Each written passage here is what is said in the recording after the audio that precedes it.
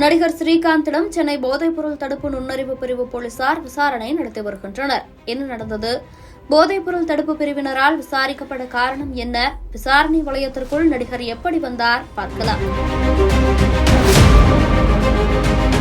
சென்னை ஆயிரம்விளக்கு பகுதியில் கொக்கைன் விற்பனை செய்யப்படுவதாக காவல்துறையினருக்கு ரகசிய தகவல் கிடைத்துள்ளது. இந்த தகவலின் அடிப்படையில் தீவிர கண்காணிப்பில் இருந்த காவல்துறையினர் கடந்த சில நாட்களுக்கு முன்பு சேலம் சங்ககிரியைச் சேர்ந்த பிரதீப் குமார் மற்றும் மேற்கு ஆப்பிரிக்காவின் கானா நாட்டைச் சேர்ந்த ஜான் ஆகிய இருவரையும் கைது செய்தனர். அவர்களிடமிருந்து 11 கிராம் கொக்கைன் பறிமுதல் செய்யப்பட்டது.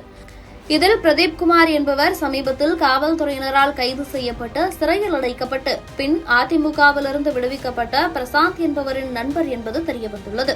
பிரசாந்த் என்பவரோடு கடந்த 2023ஆம் ஆண்டு பப்பில் பழக்கமாகி அவருக்கு பிரதீப் குமார் கோகைன் விற்பனை செய்து வந்தது காவல்துறை விசாரணையில் தெரியவந்துள்ளது. பிரதீப் குமார் பெங்களூரில் வசித்து வரும் நைஜீரியாவைச் சேர்ந்த ஜீரிக் என்பவரின் ஏற்பாட்டில் கானாவைச் சேர்ந்த ஜான் என்பவரிடமிருந்து கொகைன் வாங்கி சென்னையில் விற்பனை செய்து வந்துள்ளார்.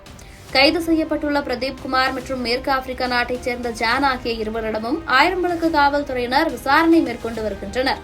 மேலும் தலைமறைவாக உள்ள நைஜீரிய நாட்டைச் சேர்ந்த ஜீரிக் உள்ளிட்ட நபர்களை தேடி வருகின்றனர். இந்நிலையில்தான் கைது செய்யப்பட்ட பிரசாத்திடம் நடத்திய விசாரணையில் போதைப்பொருள் வாங்கி பல்வேறு நடிகர்களுக்கு விற்பனை செய்ததை ஒப்புக்கொண்டுள்ளார். குறிப்பாக ரோஜா கூட்டம் மற்றும் விஜய் நடித்த நண்பன் உள்ளிட்ட பல படங்களில் ஹீரோவாக நடித்த நடிகர் ஸ்ரீகாந்திற்கும் போதைப்பொருள் விற்பனை செய்ததாகவும் விசாரணையில் தெரியவந்தது. இதனையடுத்து நடிகர் ஸ்ரீகாந்திற்கு நுங்கம்பாக்கம் போதைப்பொருள் நுண்ணறிவு காவல்துறையினர் சம்மன் அனுப்பினர். இதன் அடிப்படையில் நுங்கம்பாக்கம் காவல் நிலையத்தில் ஆஜர்படுத்தப்பட்ட நடிகர் ஸ்ரீகாந்தை ராஜீவ்காந்தி அரசு மருத்துவமனைக்கு அழைத்துச் சென்று மருத்துவ பரிசோதனை மேற்கொள்ளப்பட்டது.